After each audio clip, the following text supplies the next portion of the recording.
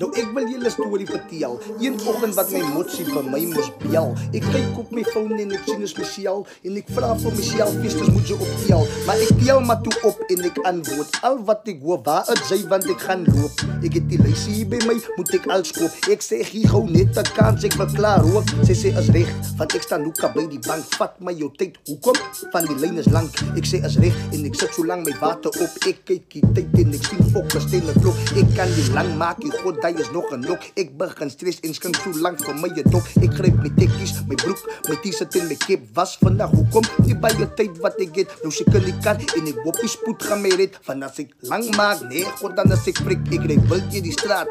Ek is reeds laat, so het gaat fokkelbaat. En die motie is kwaad toe ek land. Toe praat sy, hoekom ry jy so vult?